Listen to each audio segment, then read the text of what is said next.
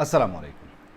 آج ایک تو انتہائی اہم معاملہ یہ ہے کہ اٹک جیل میں جناب عمران خان صاحب ابھی ایڈجسٹ ہوئے ہی تھے، انہوں نے بتایا کہ میں ایڈجسٹ ہو گیا ہوں،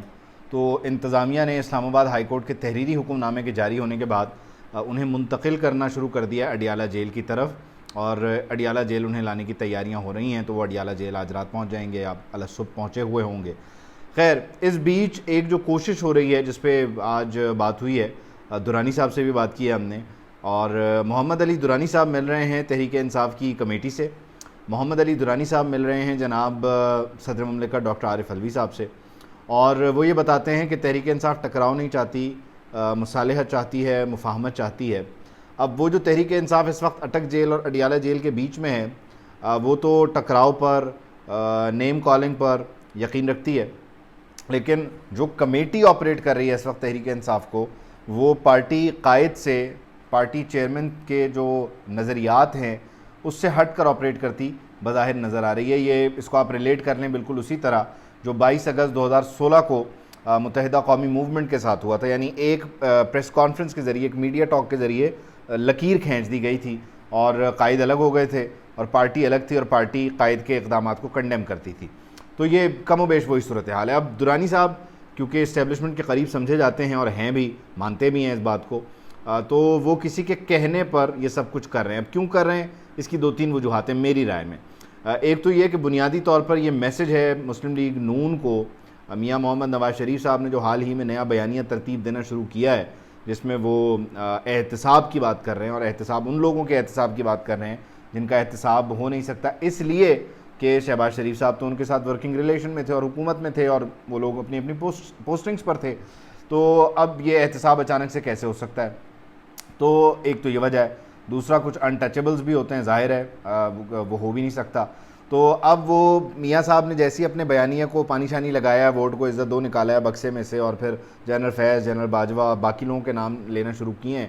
تو یہ ان کے لیے ایک میسج ہے کہ ابھی کھیل کا تیسرا فریق، یعنی کہ عمران احمد خان نیازی صاحب، چیئرمین پاکستان تحریک انصاف، عوامی پلس کی بنیاد پر زندہ ہیں، اور ان سے بات ہو سکتی ہے، ون ون سچویشن بھی ہو سکتی ہے، ورکنگ ریلیشن بھی بنایا جا سکتا ہے، یعنی انہیں نہیں لایا جائے لیکن ان کے بہاف پہ کچھ لوگ آ جائیں، 70-30 ہو، 60-40 ہو، تو آپ کے لیے ایک ہارڈ ٹائم ہو سکتا ہے۔ تو یہ میاں محمد نواز شریف صاحب کے لیے لمحہ فکریہ ہے یقینی طور پر، اور یہ لمحہ فکریہ اس طرح بھی ہو جاتا ہے کہ آپ یہ دیکھیں کہ جیسے ہی انہوں نے اس بیانیے کو پانی لگایا اور شاہد خاقان عباسی جو ہے وہ باہر آ گئے، مشاہد حسین سید باہر آ گئے، تو ان لوگوں کے ذریعے جو ہے وہ یہ بتایا جا رہا ہے کہ اس وقت پارٹی میں بنیادی طور پر 2 دھڑے ہیں بظاہر ڈکلیئرڈ۔ ایک دھڑا ہے میاں محمد نواز شریف کا ووٹ کو عزت دو کا، دوسرا ہے میاں محمد شہباز شریف صاحب کا مفاہمت کا، مصلحت کا، ورکنگ ریلیشن کا، راولپنڈی کے ساتھ مثالی تعلقات کا ایک پیش کا۔ ظاہر ہے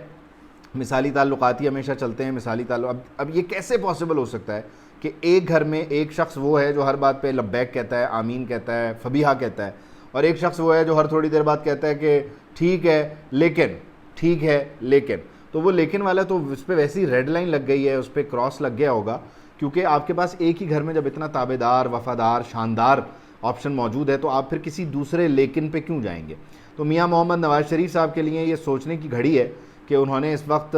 بیانیے کے ساتھ چلنا ہے یا انہوں نے اس وقت کمپرومائز کرنا ہے، کیونکہ بیانیے کے ساتھ وہ پہلے بھی کبھی حکومت میں نہیں آئے، معذرت کے ساتھ۔ میاں محمد نواز شریف صاحب اس ملک کے ایک سینئر سیاستدان ہیں، 3 بار کے وزیر اعظم ہیں، لیکن بیانیے کی بنیاد پر کبھی انہوں نے حکومت نہیں بنائی ہے۔ یہی وجہ ہے کہ بیانیہ اس وقت شاہد خاقان عباسی کے ذریعے، مشاہد حسین سید کے ذریعے مسلم لیگ نون میں نظر آ رہا ہے، جہاں پر ورکنگ ریلیشن کی بات ہو رہی ہے۔ مشاہد حسین سید مدر آف آل ڈیلز کی بات کر کے یہ میسج دے رہے ہیں کہ ابھی وہ کھلاڑی زندہ ہے۔ شاہد خاقان عباسی صاحب نون لیگ کی کارکردگی پر تنقید کر کے یہ کہہ رہے ہیں کہ مسئلہ ادھر نہیں ہے، یعنی فوج میں نہیں ہے، اس ادارے میں نہیں ہے، مسئلہ آپ میں ہے، آپ لوگوں نے کام نہیں کیا۔ تو اس طرح سے ایک one one situation within the P M L N create کی جا رہی ہے، گڈ کاپ بیڈ کاپ کے ذریعے، اور ڈیفینیٹلی جو گڈ کاپ ہے وہ پسندیدہ ہے، اپرووڈ ہے، لاڈلا ہے، جیسے کوئی اور لاڈلا ہوا کرتا تھا۔ اور ایک طرف ہے پاکستان تحریک انصاف کا ووٹ بینک نظریہ،